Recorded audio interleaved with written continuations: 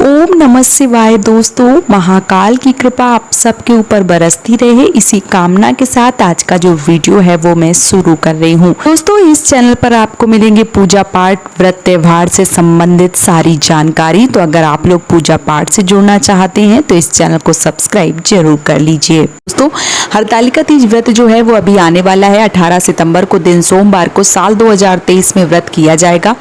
तो आप सब बहनें जो हैं वो पहले से सारी तैयारी कर चुकी होंगी और जो भी बाकी है उसके लिए मैंने सारी जानकारी जो है वो वीडियो के माध्यम से दी है। अगर आपको कोई जानकारी चाहिए तो आप सर्च कीजिए, आपको सारी जानकारी जो है वो मेरे चैनल पे आपको मिल जाएगी।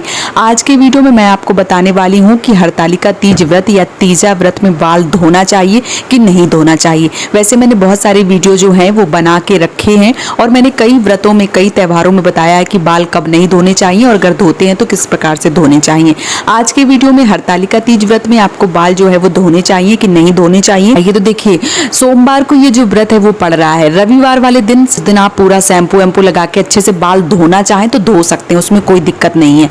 लेकिन हरतालिका तीज व्रत में हमारे यहाँ की ऐसी परंपरा है कि जो तिल होता है, जो जैसे आपने सुना होगा, जो सफेद वाले तिल होते हैं, जो काले वाले तिल होते हैं, वो तेल का जो तिल का पेड़ होता है, वो तिल के पेड़ के जो पत्ते होते हैं, उन पत्तों से हमारे यहाँ उन पत्तों को एक तरीके से जूस उनका निकाला जाता है, उनको रगड़ के अपने बालों में लगाया जाता है और उसी से बाल जो है वो धुले जाते हैं।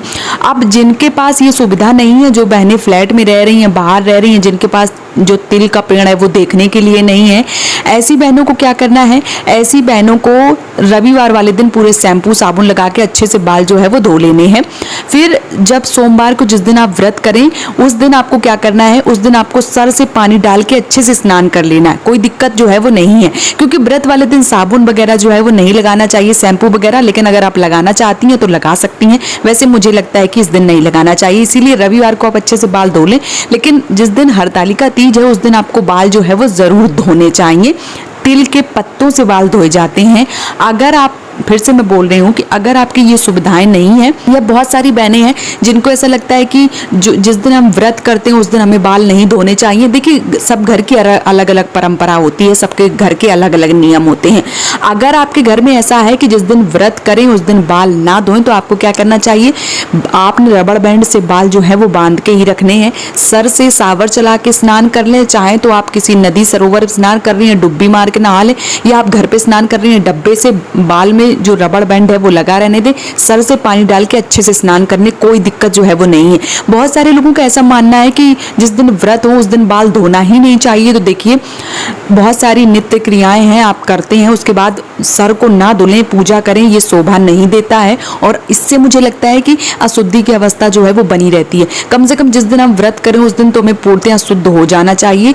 इसीलिए जब भी आप व्रत करें, कोई भी व्रत करें, आपको सर से पानी डाल के नहाना अत्यंत आवश्यक होता है। उसके बाद ही आप पूजा पाठ जो है वो करें। बगैर सर से पानी डाले आप गले से स्नान करके किसी भी पूजा पाठ में बैठें तो वो अपने आप में मन जो है वो अच्छा नहीं रहेगा, कहीं ना कहीं लगेगा कि हम पूरी तरह से शुद्ध जो है वो नहीं हुए हैं। तो अगर आपके घर की परंपरा है कि बाल नहीं धुले जाते हैं तो सर से पानी डाल लें, जो जैसे जूड़ा चुटिया जो भी बंधा रखा है वो बंधा रहने दो, कोई दिक्कत जो है वो नहीं है।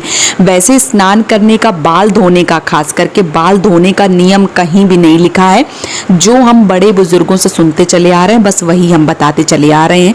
लेकिन बाल धोने की परंपरा कहीं नहीं लिखी है, कहीं भी नियम नहीं है कि आप बाल जो है वो धुलें कि ना धुलें, किस प्रकार से धुलें, मतलब जिस दिन व्रत है उस दिन धुलें कि ना धुलें। देखिए, पहले क्या होता था, पहले जो भी महिलाएं होती थी नीर सरोवर में स्नान करती थी, डुब्बी लगाती थी, आराम से नहा लिया। घर में बाथरूम वाला सिस्टम हो गया है तो कोई दिक्कत नहीं है, आप सर में रबड़ बैंड बांध के और धो सकती हैं, कोई दिक्कत जो है वो नहीं है। लेकिन हमारे यहाँ देखिए, बाल खूब अच्छे से खोल के तिल के पत्ते के मतलब मिस के एक तरीके से उनको रगड़ के जूस जो है वो लगा के सर में और फिर धुले जाते हैं। और हमारे यहाँ जो लड़जीरा है उसकी दातून करी जाती है इस दिन, ब्रश जो है वो नहीं छुआ जाता है। लेकिन अगर आपके यहाँ ब्रश वाला जो है वो नहीं है सिस्टम, लड़जीरा नहीं मिल रहा, तो नया ब्रश रखें इस दिन और नए वाले ब्रश से आप ब्रश है उससे इस दिन ब्रश जो है वो करनी चाहिए।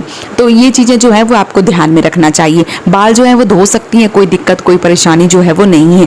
तो उम्मीद करती हूँ कि आज का वीडियो आपको बहुत ही अच्छे से समझ में आ गया होगा। अगर आपके मन में कोई प्रश्न है तो आप मुझे कमेंट सेक्शन में पूछिए, और अगर वीडियो पसंद आया है तो मुझे सपोर्ट कीजिए, इस चैनल को सब्सक्राइब कीजिए। आज का वीडियो यहीं पे समाप्त कर रही हूँ दोस्तों। आप सभी माताओं बहनों को हरतालिका तीज व्रत की ढेर सारी शुभकामनाएं।